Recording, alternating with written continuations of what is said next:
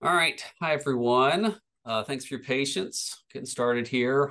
As always, seems like with everything these days, a few technical difficulties to work through, but I think we're all off and running at this point. So, um, as I said earlier, if you're here for an ASA webinar on PFAS, you're in the right place. Thanks, everybody, for joining, taking the time to explore a little bit more about this relatively new, emerging, complex issue that we expect will become, if it's not already front and center in your life, very well maybe in the not too distant future.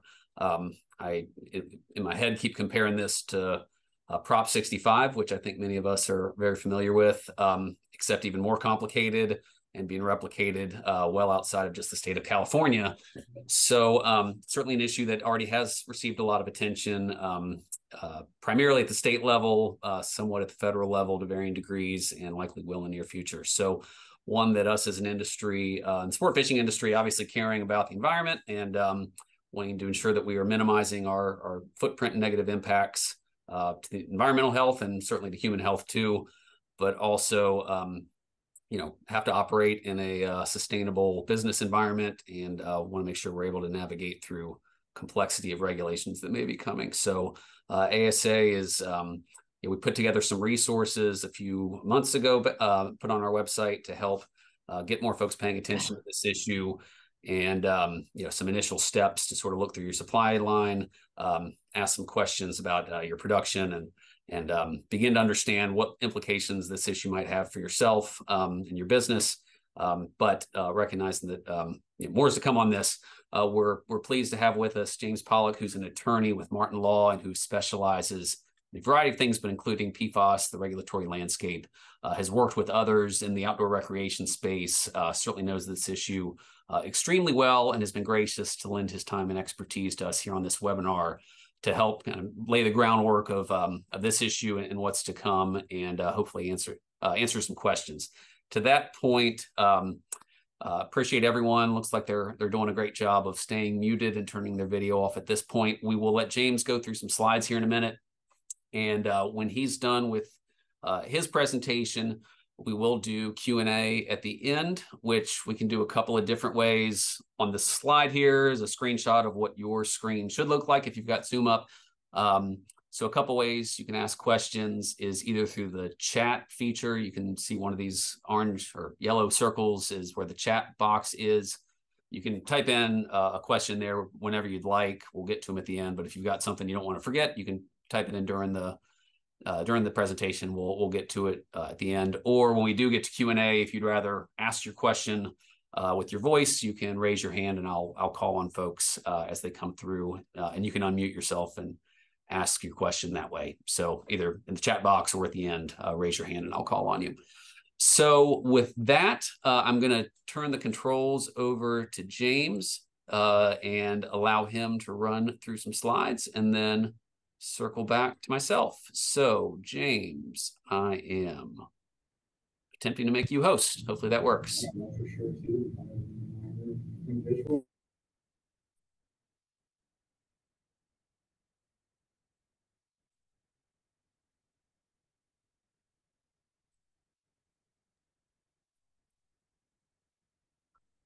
James, we got slides from you. I don't know if you're talking, but we can't hear you. You're unmuted too. All right, how about now? There we go. Perfect. You know, Mike, I was so confident that I didn't need a practice session, and I am regretting every second that I did not No agree. guarantees with that either, but either way, we're all for Well, thank you all for your patience as I worked to get my technology to work. As I said, I unfortunately said no to the practice session and have paid the price. It's really wonderful to be here, though, and to meet with you all.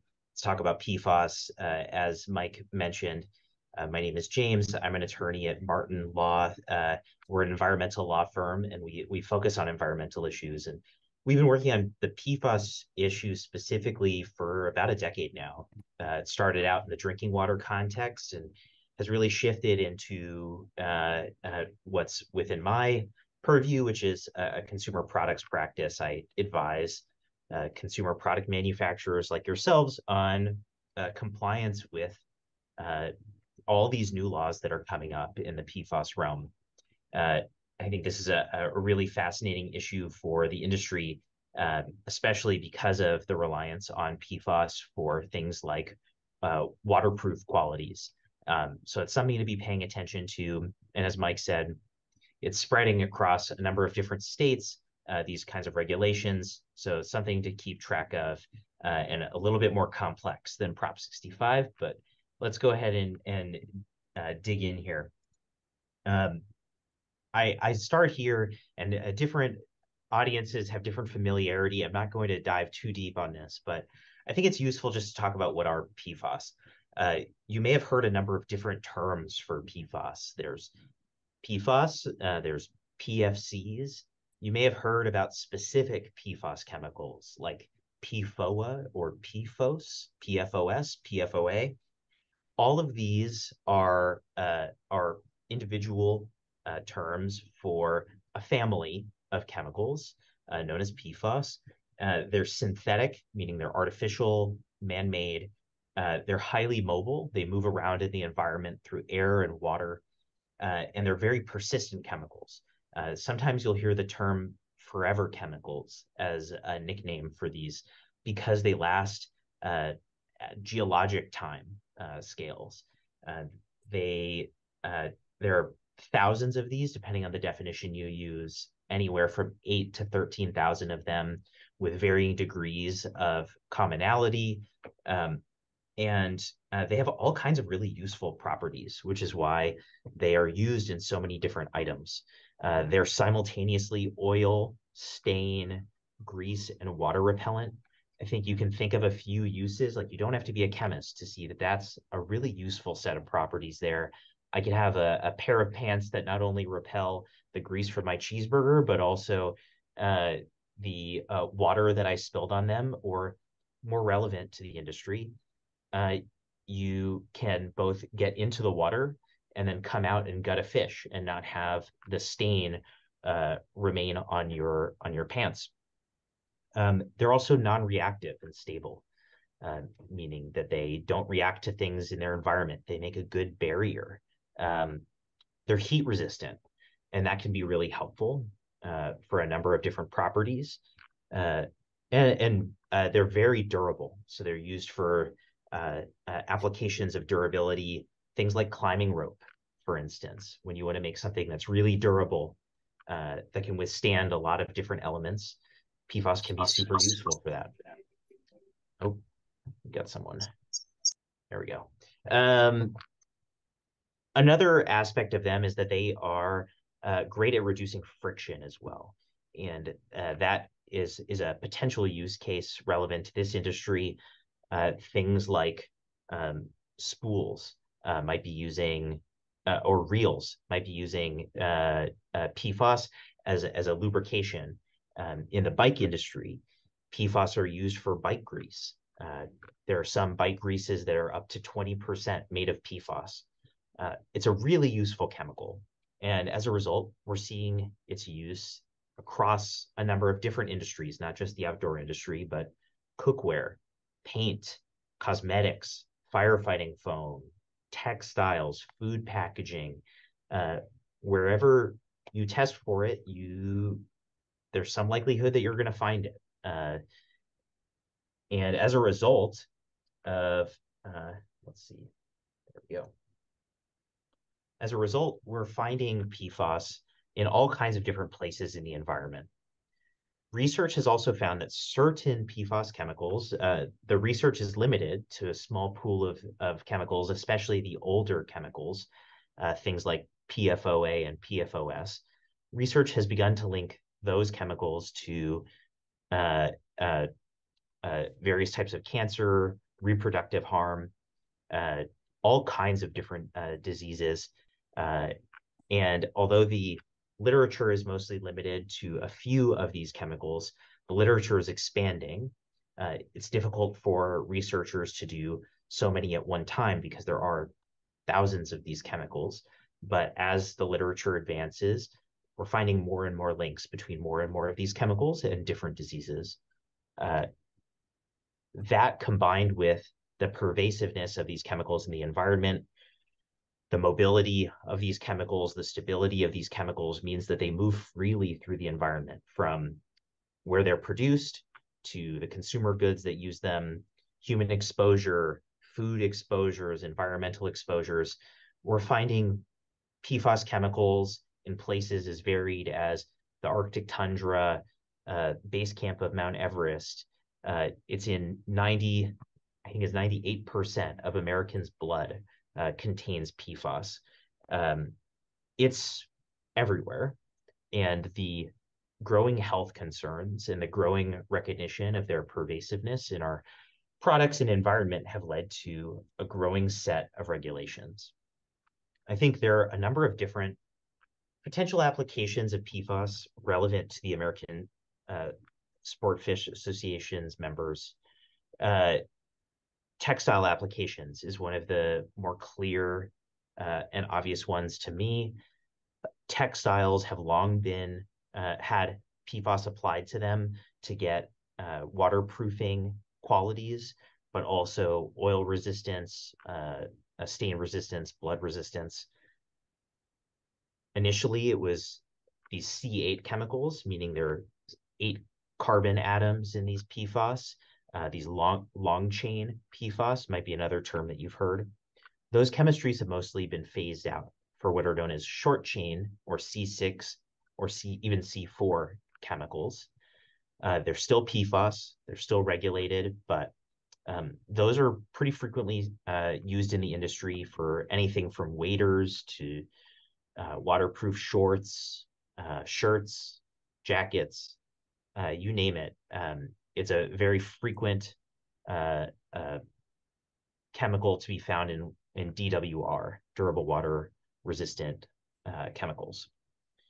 There are also some hard good applications to these reels. I had mentioned the sort of decreased friction capabilities in PFAS, and I understand that reels are one potential application for PFAS. Another application for PFAS are in mold releases.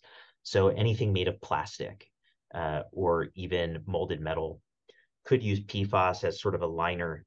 You brush the mold with PFAS, and then that allows whatever you've molded to be released very easily.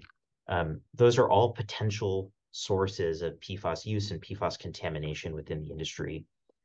And the result of that is that this is an issue that the industry will have to focus on, will have to look at and ultimately deal with in order to comply with this growing set of regulations, to obtain certifications or find other ways to deal with this in your supply chain, and potentially deal with litigation, which I'll talk about later in this presentation.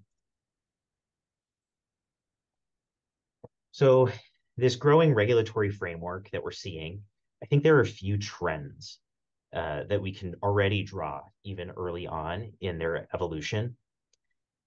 The state level is where a lot of this activity is happening. We are seeing states across the country adopting regulations of PFAS in consumer products.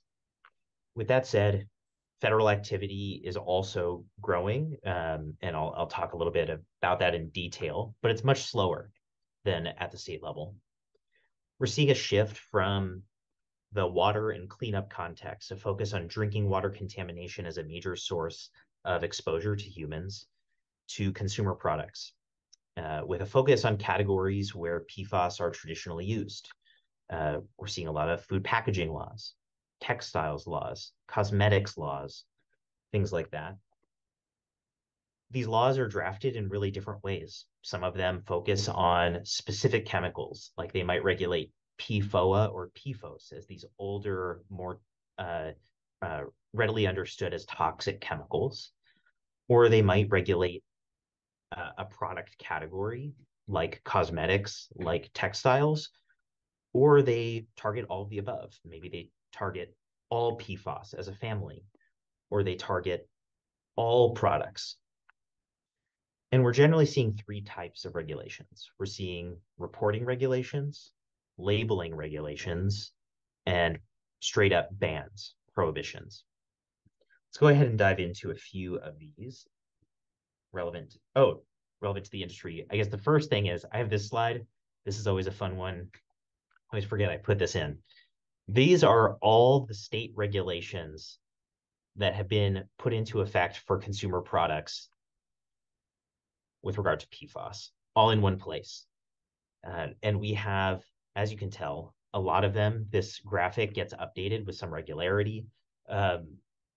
New ones get added each year, but it shows sort of the gauntlet that's being created at the state level. Things like food products are on here, ski wax, all kinds of different categories with phase-ins everywhere from 2018, which were some of the first regulations under Prop 65, going all the way to 2028, when some regulations we're going to talk about next go into effect. What's not pictured here is that down the road, there are total PFAS bans for all products going into effect in Maine in 2030 and in Minnesota in 2032. So the horizon for these is pretty broad, but there are some important dates coming up. And let's go ahead and dive into those. This is the slide I thought it was going to be. Here are some of the important regulations for the industry that are targeted at products that you all may produce. I want to start with California here. California has two important deadlines coming up, one of which actually already passed, and the other one is coming up January 2025. And I know with production cycles, people are already thinking about what's going to be on the shelves in 2025. July 1st, 2023, one of the first categorical bans of PFAS went into effect, targeting children's products with PFAS. There is now a ban in California for children's products with intentionally added PFAS in them. There is also going to be a version of this going into effect January 1st, 2025 for all textile articles. And the definition for textile articles is written extremely broadly. The definition includes anything made partially out of textiles, so cotton, leather, polyester, you name the material. If it is made in part with those materials, it is considered a textile article. Things that would fall within this realm, bags are specifically noted in the law, apparel specifically noted in the law, waders, hats, shoes, boots, all of these types of products fall within this law. And I'm happy to go into the mechanics of the law in detail if people have questions.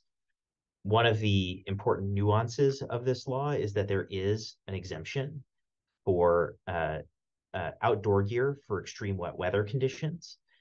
And that exemption is pretty specific in its content. It shouts out specific examples like mountaineering, offshore fishing, pretty extreme contexts for the use of those goods that would have an exemption. And that exemption sunsets January 1st, 2028. So there is kind of a 3-year gap there where a subset of goods could be exempt from that regulation. New York has implemented a similar ban. It specifically targets apparel, so not all textile goods. It's a little bit more targeted, but it's similarly a ban on intentionally added PFAS in apparel starting January 1st, 2025. Minnesota has a children's products ban that goes into effect January 1st, 2025. Colorado has a children's products ban that goes into effect January 1st, 2024.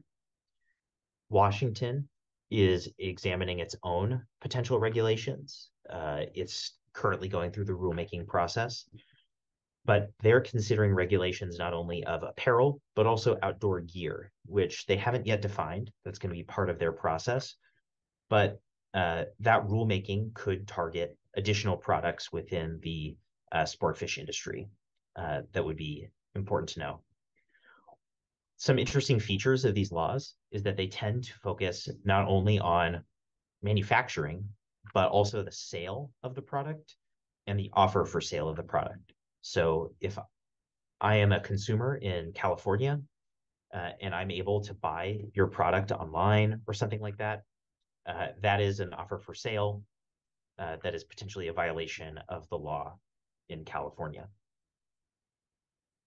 There are all kinds of nuances to these laws, and I'll draw on one piece of that nuance in 2 slides. But these are just a few examples of the potential regulations that are going into effect soon that will affect the industry pretty directly. These are state regulations targeting all products that contain PFAS. I think this is another thing to be paying attention to. In California, and Mike already mentioned Prop 65.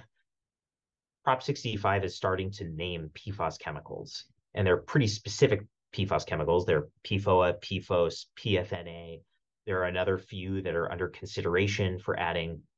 With Prop 65 designation, you have to label if your product contains those specific PFAS. You're all pretty familiar with how Prop 65 works.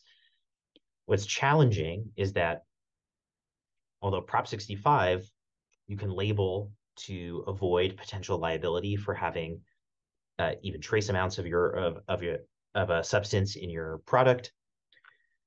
For the other laws, like the California ban on textile products containing PFAS, there's no label get out of jail free card. There's no way to label your way out of potential liability there. It's just a ban. So a little bit of a nuance there in how it's implemented between these PFAS laws and Prop 65 traditionally.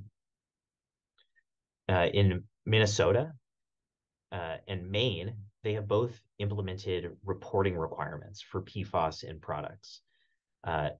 Maine, the original deadline was January 1st, 2023. They've since pushed it back, but the requirements are substantively similar. Both states require the reporting of all PFAS by PFAS, or by quantity of each individual PFAS in each product starting that time. You cannot offer for sale or sell any product in those states that you haven't submitted a report to regarding if they contain PFAS. It's a huge challenge for any industry, and especially because it covers all products. You have everything from a car to a set of shorts having to comply with this law. Really different scopes, really different scales, different levels of complexity. The complexity of that also multiplies with the sheer number of PFAS that you could have in your product. It's hard to test for thousands of chemicals. There aren't even test methods for all thousands. So there are some other test methods that folks have started to use as essentially a proxy for PFAS content. You might have heard of things like total fluorine tests or a total organic fluorine test. What that does is it tests for fluorine, which is a component of PFAS, and that helps give you an indication of if there's PFAS in your product. It doesn't tell you what specific one, but it's a screening test. And I'm happy to talk about some of those test methods in a Q&A if folks would like to get into that kind of detail. But with Maine and Minnesota, they're asking for the specific PFAS in your specific products. And then each of them has implemented a total ban on all products containing PFAS, 2030 in Maine, 2032 in Minnesota.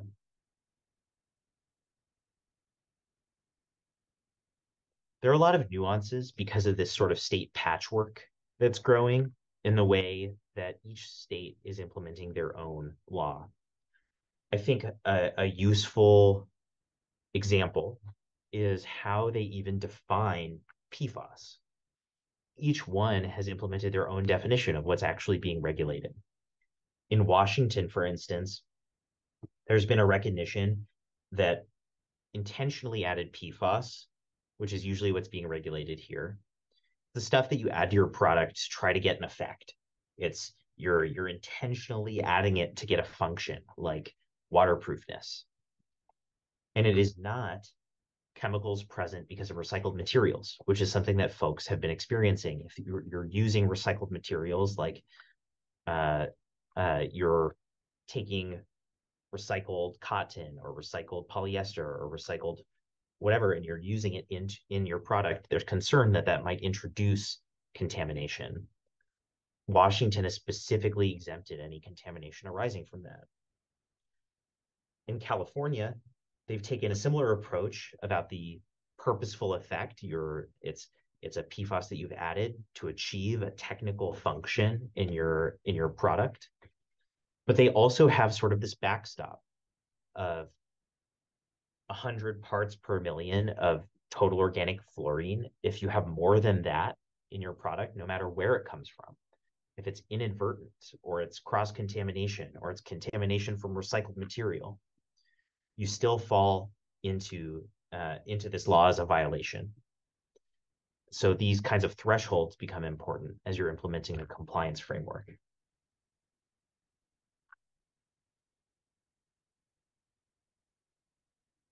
Let's take a look at some of the federal regulations that are going to go into effect. The biggest one that is going to affect a lot of different industries is the Toxic Substances Control Act, or TSCA. The federal government has proposed a rule requiring the reporting, one-time reporting, on the manufacture or import of PFAS, including PFAS as a component of a product that's imported, going back to 2011. So to put that in plain English, you will have to report how much PFAS you imported, even if that PFAS was, a chemical applied to a garment. You would have to report that going back to 2011. This is pretty onerous. It's difficult to think about how this would be implemented. There was Congress required this actually, and required the rule to go into effect January 1st of this year. EPA has not finished the rule. And so that's why final rule fall 2023. We've been waiting for this rule to come out since January, but they're considering a number of exemptions. I wouldn't start going through your historical records yet, but depending on the scope of this law and of this regulation and exemptions, your business may have to conduct this kind of a due diligence sweep, see what you've imported, what chemistry was used, those kinds of things, and report those to EPA. Another piece of this is CERCLA, or Superfund designation, as well as RCRA designation. The designation of some of these PFAS as hazardous substances or hazardous waste would lead to the need for cleanup, as well as certain disposal mechanisms for legacy inventory.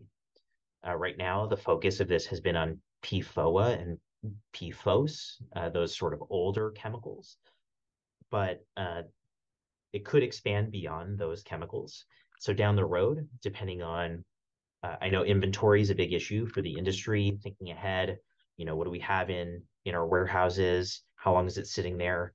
Something to be aware of is to see, are the inputs in our products potentially going to be regulated as hazardous waste? And would we have to get rid of that hazardous waste through proper channels down the road? It's not something that's happening right now. It's not imminent, but it's something that people ask me, what do I do about legacy inventory? What do I do about all this stuff on our shelves? Right now, there are no directives to get rid of it through specific facilities, but that could happen in the coming years. We're just not quite there yet. I want to briefly touch on litigation risk here. We have started to see lawsuits being filed in the PFAS realm. Most of them have focused on greenwashing. So you have labeled your good as organic or as all natural, but it includes PFAS. That's been a definite theme for a lot of these lawsuits. There are state-specific regulations about what kind of labels you can use, but the best advice comes from the FTC Green Guides, which are guidance documents from the FTC about the types of claims you can make about your products with regard to their environmental impact. It's worth reviewing those before making any sort of representations about your product, and whether it's PFAS free or fluorine free or PFC free or any other types of representations about your products, especially if you haven't engaged in testing or don't restrict the inputs or any number of other mechanisms you could use to eliminate PFAS in your supply chain. There have been some early litigation signs about personal injury. So I bought your product, it contains PFAS, and that hurt me. It's mostly been focused on the firefighting foam context. It's a major source of PFAS in firefighting foam, and that's a context where there's a lot of human contact, a lot of potential exposure through that use as a firefighter. We haven't seen that bleed out into other products, but it's possible as research expands on other exposure pathways. And then cleanup. And this is mostly relevant if you have manufacturing facilities in the US. Manufacturing abroad is not covered by US cleanup laws, but if you have manufacturing facilities in the US, it's worth thinking about, is there a potential liability related to contamination at your site if you have historically used PFAS at those facilities?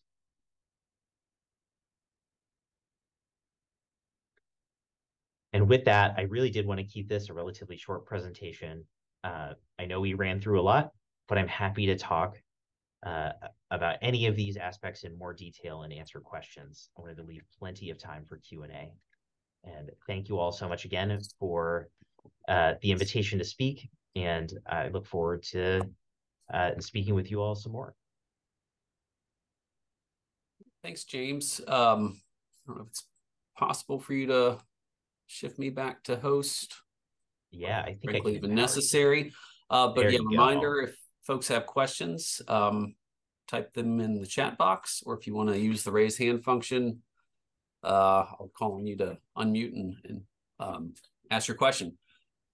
And I guess while we wait for that, James, I'm curious, you know, to the extent you've got the crystal ball in front of you, we've already got this patchwork of state regulations that are similar but inconsistent. Do you anticipate that continuing, the pace at which it continues? Obviously, the more states take this on, the more complex it gets for businesses to try to respond. And at what level do you see the federal government perhaps stepping in and providing some sort of across the board consistency? I don't know. Where do you see that all kind of shaking in the future? No, it's a great question. And I think we're going to see the patchwork just become more and more complex over the next, I would guess, 2 to 5 years. There are states that were considering their own regulations, even this last state legislative cycle, who just tabled it to next year. Last year, this time, I was talking about how Minnesota is going to happen, and lo and behold, now Minnesota's implemented their own regulations. I think next year I'm going to be talking about Vermont, and I'm going to be talking about Massachusetts, and I'm going to be talking about a few other states like Oregon, probably. As that patchwork becomes more complex, I think pressure is going to grow for federal activity. The challenge with federal action is that there aren't a lot of neat boxes where this kind of regulation could fit. It would take some creativity to figure out how the federal government would act on the PFAS issue. There have been identified issues with drinking water contamination of PFAS for probably 4 decades now. And like if you've watched Dark Waters, the recent Mark Ruffalo movie, that's about PFAS. You know, that case came out, I want to say in the 80s or 90s. And so it's been a while that this has been brewing in the drinking water context, and EPA is only now starting to implement regulations in drinking water. The Consumer Product Safety Commission has literally this week put out a call for comment on whether they should take action on PFAS. We'll see if they take action. I think some of it depends on the presidential administration that comes up next. But I think it's going to take a little while for the feds to step in here. And so we could just see more and more complexity that creates pressure for phase out. Gotcha. Thanks, James. All right. We've had a couple of questions come in through the chat. First is from Ash Williams. Can you talk more about waiters for the California January 25 ban? I'm happy to. This is a question I get from folks. So the challenge is so the challenge with waiters is that the way the law is drafted, and I'm sorry, I'm a little distracted. I think the TSCA rule that I was referencing with the reporting requirements to 2011 literally just came out as I was presenting. So I'm getting a lot of email traffic. The waiters question, it's a matter of looking at the definition provided within the law. And I think it's really helpful, if you don't mind me doing so, just pasting the law's text into, here we go. This is great. So this is the actual law. I just pasted it into the chat. The challenge with the way this law is drafted is that normally a law gets passed and then a regulatory agency, a regulatory body implements the law. They are able to provide interpretations. So when you say PFAS, what do you mean? And they put out a regulation. Or I, as a lawyer, could email them and say, hey, or even anyone could email them and say, hey, California regulatory body, what do you mean by this thing? Does this product meet your definition? And they could say yes or no. The challenge with this law is that no regulatory body has been put in charge of its implementation. We just have the law's text to look at. And so it becomes a question of what argument can you make to a judge? That's what this will end up looking like in its implementation.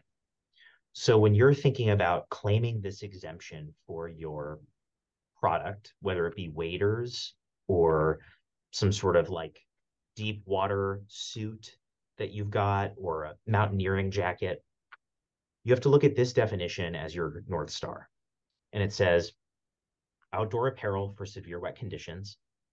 Keynote here, apparel. The definition of apparel is also in this law. It doesn't include bags or other textile articles. So if you have a textile article that isn't apparel, it's not something that you wear on your body, it's not a clothing item, it doesn't qualify for the exemption. Waders, thankfully, you do wear them on your body, so we can keep going. It means outdoor apparel that are extreme and extended use products designed for outdoor sports experts for applications that provide protection against extended exposure to extreme rain conditions or against extended immersion in water or wet conditions, such as snow, in order to protect the health and safety of the user and that are not marketed for general consumer use. So there's a few conditions that have already been listed here. And then they provide some examples like outerwear for offshore fishing, offshore sailing, whitewater kayaking, and mountaineering. So if you've got products that fit in those, pretty clear that they would end up qualifying. If it's not one of those four categories of examples, I would look at what are these conditions that are specified in law. So you want it to protect against extreme exposure to extreme rain or wet conditions, immersion in water or wet conditions. Waders, they protect you from immersion in water. That's what they're designed to do. You sit in the river and you do your thing. So that's helpful. Are they designed for outdoor sports experts? Are they designed to protect the health and safety of the user? So what are the technical specs for your waders? How long are they allowed to be submerged? How are you marketing them? Are they marketed toward general consumers? Are they marketed toward technical experts? Safety of the user that are not marketed for general consumer use. Yeah, so what's your marketing? What are the technical capabilities of the waders? Do they meet any sort of professional specifications? That might be helpful in making your argument in front of a judge. I would think about it as you're approaching an argument. You're trying to say this thing does qualify, pull together your evidence. Say, is this evidence that I can say with a straight face meets this definition? Can I make this kind of a claim in good faith? That's how I would think about that kind of a question. Hard to know without looking at the specific product, but those are the kinds of questions I get from folks all the time. All right, thanks. Next question's from Aaron Azevedo. Question about timing and liability. So, question about responsibility of PFAS garments being sold. A brand could technically remove PFAS from apparel items early, say in 2024, yet due to a retailer's inventory, the brand's garments might be sold some years down the road, say 2027, meaning after regulations have gone into effect. Who is liable in that scenario, brand or retailers? So it's a great question, and I hate to say it depends, but it does kind of depend on a few different things. So the way the laws are written, the liability ultimately lands with the manufacturer. These laws tend to target the brand, the manufacturer who created the garment, or the brand that imported the garment. They usually have kind of a tiered definition of who it would apply to. There's also a requirement in AB 1817, specifically this California law. At the end of the law, and I'm happy to paste this into the chat if it's helpful, but the manufacturer of this of the item does have a responsibility to provide a certificate of compliance, and that certificate of compliance says that the item does comply with that state law, and the retailer who sells it can rely on that statement of compliance in order to not get any liability. There is some ambiguity in the law. It's possible that an enforcement could be brought against the seller unless they have this kind of a certificate. And the reason I say it depends, even though it's pretty clear that it targets the brand, it does also hit the point of sale. The thing that will end up determining who carries that liability, who actually ends up paying a penalty or pays the entity that brings the lawsuit, it's probably going to be your individual contracts that you have with your retailers. So I would take a look at your retail contracts to see what kind of liabilities you are taking on. Are you certifying that your products that you're providing to them comply with state law in perpetuity? Is it a limited certification or guarantee? Are you indemnifying the seller? Those kinds of questions are going to determine who ends up carrying water for whatever violation ends up being alleged. Well, I'm sorry if I missed this, but I guess the other part of the question is maybe it depends on the state, or maybe it's consistent across the states, but there is no grandfathering in. So say a product was manufactured before a date certain, once the date of thank you for this follow-up. Yeah. So it is state by state, but the general trend is no grandfathering, which is why I think having presentations like this is so important. It's getting this on notice because people are thinking production cycles out. People are planning for 2025. In some ways, we're late to get things off the shelves that can't be on the shelves. And you're seeing people segment markets. They're avoiding certain markets in order to avoid liability. So I know of folks who are making California products and then everywhere else products. That is one approach to avoid this kind of challenge. But there's no grandfathering. It's focused on the time of sale, not the time of manufacturing. There is some state-by-state variation. One state that has sort of a grandfathering, Washington has been considering a grandfathering for their future regulations. That's why I say there's some variation, but the vast majority, it's date of sale, which leads to all kinds of issues for inventory tracking. I think one key in building a compliance plan for this is to get an idea of what's in your catalog that has PFAS. What are your potential exposures based off of who is selling that? What retailers are you partnering with who are selling this kind of stuff? Where do they sell? Um, Assessing what are your pain points? What are the things that are huge markets in California, for instance, or what what do you not have to worry about quite as much? Finding triaging is important, but also then delineating. Some some folks are starting to label certain inventory as like this has PFAS and then future stuff doesn't. They might have to change their style numbers or their SKUs or their UPCs. It's a huge inventory challenge to figure out what your exposure is and how to avoid potential exposure in the future. Um, the answer I was worried you were going to give. Yeah, I'm sorry. So next one's from Greg Woolner, and maybe James, I'll start this with you, but then I've got a backup option if you want to perhaps kick it to that person. But the question is, within our industry, the sport fishing industry, other than the waterproof items, apparel, that type of thing, what type of products within sport fishing do you think are most at risk? Is this painted lures, painted fluorocarbon line? Do you have a sense? And if not, maybe Connor Bevan might. But we'll start with you, James.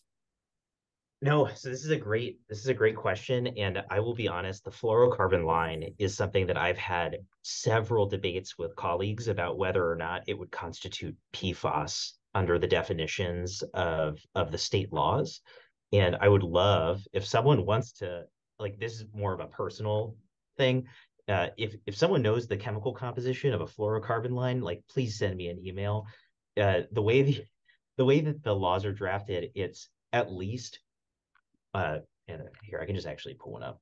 The way PFAS are defined, it's at least one fully fluorinated carbon atom. And this is where my lack of chemistry degree becomes an issue.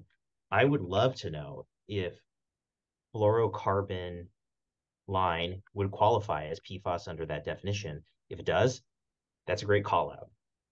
I know there's fluorine and I know there's carbon because the name's fluorocarbon, but um, as far as other potential exposure or potential products of focus, I will say that um, anything that tends to have any sort of waterproofing, uh, the mold releases is a potential place that people don't really think about. So plastics, um, anything with that requires a mold release. Um, One last shout out that I'll do, and then I'd love to hear what you think. But I've heard anecdotal evidence of things like uh, that you don't want with dust coatings or things that you want to be sort of clear of dust or other types of stains. That there are sometimes manufacturing practices abroad where you just spray product with PFAS just to make it look nice. Um, so that's not helpful. I'm not giving you like a specific product, but if there's anything along those lines where the appearance of the product is important, that can also be a place where some contamination can come in. Mike, what were you gonna Well, say? yeah, no, I appreciate it. I was going to kick it to Connor Bevan, our inland policy manager, since Connor had been leading a PFAS working group within our government affairs committee and spoke with several manufacturers to try and answer just this question. We've got an industry with thousands of different product types, and especially, the concern about waterproofing.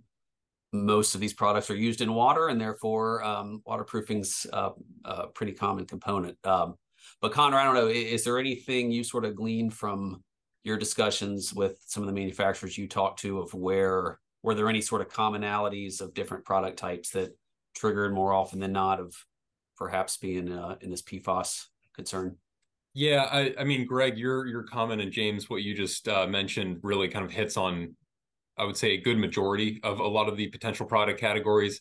But I'd also say that some of these things vary from manufacturer to manufacturer, and this really kind of goes to underscore the importance of checking in with suppliers and further understanding, what's in your individual products. I mean, we've heard things, beyond kind of the initial water and stain coating, resistance coating. James, you mentioned earlier on reels, and PFAS being used as a potential treatment to relieve friction within different components. And yeah, I mean, kind of looking beyond that and just imagining products that are intended to be water repellent, potentially things even like dry fly floatant. I can imagine something like that. There's potential appearance of PFAS in a number of different products and different plastics. So important to check in with suppliers and continue to understand where that looks within your own company. Yeah, the last shout out that I would also give on this, we focused on DWRs, so chemical applications to a textile.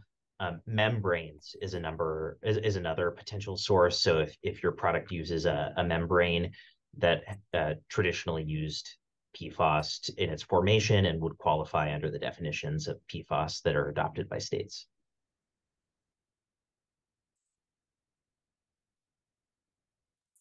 Well, thanks, gentlemen. I mean, yeah, that is the question many of us are grappling with at the moment is which exactly of our products do we need to be worried about? Well, Connor, you typed the next question in, but since you took the effort to type it, I'll go ahead and read it. Maine required disclosures of PFAS in products beginning January of this year, but I believe the state pushed those requirements back to 2025. Where does implementation currently stand for those reporting requirements? Yeah, thanks, Connor. So the reporting requirements were pushed back to January 1st, 2025. The implementation of that law got stalled out. There was a series of notice and comment periods that then sort of sputtered as it was then delayed. My understanding is that they're going to pick that process back up and restart it. They haven't announced a timeline for that, at least that I've seen. But my guess, just judging from how long it takes for them to go through it, would be sometime in the new year, and probably early on in the year, because the process requires a couple rounds at the committee level or at the staff level, kicking it up to the committee, and then it goes through sort of a round of approvals and votes. So it takes a little while, actually, in May, and there will probably be opportunities for folks to comment, and I think it's a great way to engage in how these laws are shaped and implemented. The reality is they have no idea how things are made, and they're trying to write these regulations. I think they tend to be quite receptive to hear about any sort of challenges around implementation, testing. I think it's a great way to weigh in as an industry. Right, I know we're close to wrapping up, but reminder, if you've got any more questions, raise your hand or type it in the chat. James, I have a couple more. And sorry if I missed this. I guess my question's about enforcement. Because a lot of what we've seen in California is, enforcement by the bounty hunter. Mafia is the term that comes to mind that's been created out there of, folks just running around looking for any and all products to accuse of not being in compliance with Prop 65. Is that, how are states viewing sort of the role of the public, of different agencies? Where's enforcement going to come from? And should companies be wary of, at any moment's notice, getting a letter from someone who claims to be an attorney and who believes that their product is not in compliance with PFAS requirements in that state? As an attorney, I resent this characterization, but I also agree. So, I mean, I think the challenge with these laws is to go back to sort of the baseline. How do laws tend to work versus how was this law passed? There's no regulatory body in charge of implementation. There was also no sort of bounty hunter mechanism that was created. So lawsuits would have to go through slightly more creative means for the time being. For example, state DAs or attorneys general in California could enforce these laws using general consumer protection laws. They can kind of pair these two into one. So you violate the state law, there's a penalty provision that public attorneys can collect for violations of state law by pairing those two together. We're also seeing that we could see the use of these laws as a violation for more of a class action uh, type lawsuit, like the ones that we're already seeing in the greenwashing context. So those are two ways, but the state is also actively considering altering the law. So we could see it change between now and 2025 and see as an agency get empowered to bring these kinds of enforcement actions. That mandate could really change over the next coming couple years. All right, thanks. Greg, I see you got your hand up if you want to jump in. Just a real quick question, just to summarize. So if I were a clothing manufacturer in California and the ban was in place, and I was importing this clothing from China, so I wasn't manufacturing it there, I'm an importer. When you say it's not allowed to be sold or offered for sale, are you saying I can't put it on my website and ship it to Florida? Or are you saying I can't offer it for sale in the state of California? In California, yeah, you can't. So the offer for sale, the sale itself could not occur within California. So Gotcha. You could sell it to folks in Florida, to answer your question. Yes. Thank you. Okay. Yeah. And that becomes kind of a technical question. Like, what are the technical capabilities of your website or your retailer's websites? Can you flip off the switch for California within your retailer's website? Some sites allow that kind of capability and some don't. And so it's something to look into as part of your work. Thank you. Yeah, of course. All right. One more came in. Brita lawsuit for misleading customers regarding PFAS removal with their sport water bottles. Just not a question, but James, do you understand that? Statement. Travis, I do. you want to I know jump that in? it happened. Okay. Is there a question, Travis, or just letting folks know?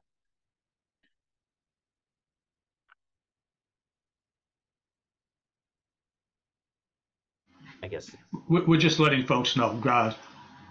I'm with the Grail Corporation up in state of Washington, and we're finding that the sport water bottle industry is misleading many customers or consumers regarding PFAS removal. And we're also finding that the disposal of used filters for PFAS is considered to be a toxic waste, and must be noted properly in literature that you have a toxic product that should not be just disposed of in your, say your recycled materials. So yeah, no, thank you so much, Travis. And I think what's interesting about this Brita lawsuit is that it has to do in part with misrepresentation or alleged misrepresentation of your product. Like, what are the product capabilities and what are the content of the product? Those are interrelated issues. As far as disposal goes, there are sort of state by state frameworks, and I'm in Washington State as well, and there's a lot of activity right now around PFAS and cleanup and disposal of PFAS contaminated products, soils, water. This is going to be an aspect going forward of the PFAS problem that's going to be a huge challenge. What is proper disposal? How do you prevent it from leaching into the environment? And right now, a lot of the destruction methods that are used actually may propagate PFAS. So if you burn it, you end up aerosolizing some quantity of PFAS, and that may create secondary contamination, for instance. So this is it's a developing issue for sure. Mike, I see we're a little bit over time. Yep. Yeah, I guess I'd maybe to close us out, James, a question to transition us to the end is, so say you're a company that's just learning about this and is sort of in a gray area of, do I have products that may or may not be implicated? What would you suggest as maybe some initial steps for that company to take to get prepared? Yeah, I think what's really great about the resources that you've already provided is that getting read up on the issue and starting discussions with your suppliers are two of the first steps that I would suggest taking. I think another really great step is to have someone be in charge, someone to own the issue within your company, who's going to become educated, who's going to start to lead the cross capability team that's going to be needed to take on the PFAS issue. It's not just a environmental issue or a compliance issue or a legal issue or a marketing issue. It's a cross-cutting issue that folks have to think about here. And so I think designating someone who can lead this, who can be your champion within your brand, is a great first step. And starting that dialogue with your suppliers, starting to think through what are your largest product categories that are potentially containing PFAS, and how do you start to think about phasing that out? Those are great first steps to kick it off, but it's a long and complicated journey. As I work with different brands, I get asked just the craziest questions, and so it's kind of an adventure as we figure out just how pervasive this chemistry is within every industry. Yeah. All right, James. Well, really appreciate your time and appreciate everyone for joining here and for your interest in this issue that we'll certainly be learning a lot more about as we start on this journey together. So, James, I assume you're fine me sharing your contact info with everyone that's on here, and maybe if we have a few follow-up questions, folks can email you. And yeah, we'll keep folks informed as this issue continues to evolve or devolve depending on your perspective. And you know, as I mentioned earlier, go to our website. We've got some of the resources there, as James mentioned, to help you kind of get up to speed, learn about the different state regulations, and then some of those steps you can start taking within your company to start taking this on. And Connor just included that link in the chat there. So with that, we'll close this out. Wish everyone a great rest of your day, hopefully on more pleasant topics as you move on. And for those that we'll see at the Sport Fishing Summit next week, safe travels, and we'll be talking more about this issue there too. So I'll end, and thanks everyone for your time.